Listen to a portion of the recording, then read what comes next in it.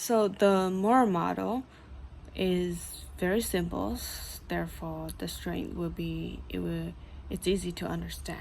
It's moral, understanding what's right and wrong. And the limitation is that it doesn't consider the biological side of it, and therefore, it is important to understand the biological model as well. And the strength of biological model will be it help others understand how the brain works and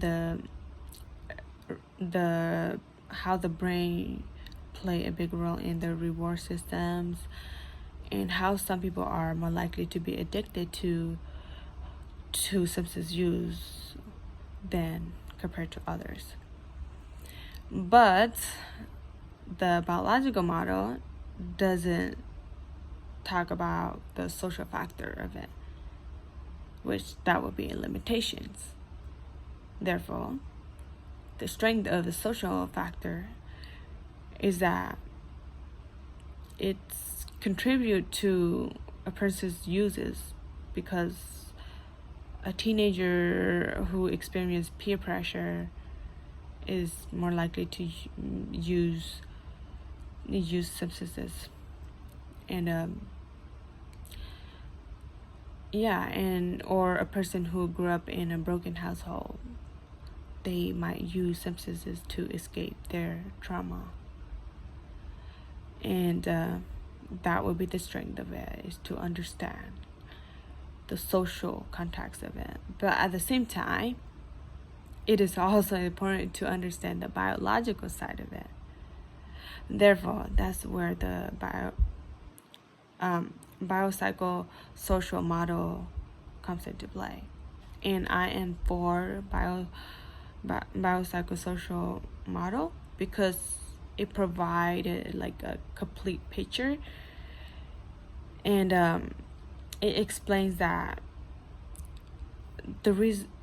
there are so many factors that plays into someone being addicted to something. It's both their biology, social factor, it's everything. So that's what I like about the biopsychosocial factor, which the Adlerian psychology, which if we look at the Adlerian's lens of it, I think Adlerians will look at the missingness of how the social factor plays a big role in the addictions, and I feel like Adlerian will say that individual is lacked of a sense of belonging, therefore they needed that. So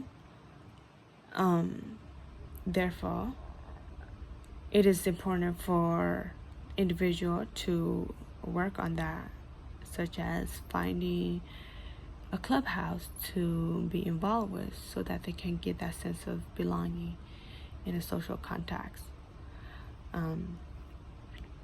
The biopsychosocial model doesn't mention the individual playing a role in social context, but overall it does give an idea of how multiple factors affect our causes and addictions. So if we look at the article by Kirsch et al., I don't know if I pronounced right, Kirsch et al., they talks about the impact of early life, stress on the brain development, and risk for substance use disorders. And their article also aligned with the biopsychosocial framework discussed in the chapters 2 by Capsuzzi and Stafford. Overall, the frameworks allow for a detailed understanding of each case and which can help professional to develop a treatment plan that tailor to each client and to address both biological, psychological, and social aspect of it, because each client is unique and have their own unique experiences. Therefore, it's important to tailor the treatment plan.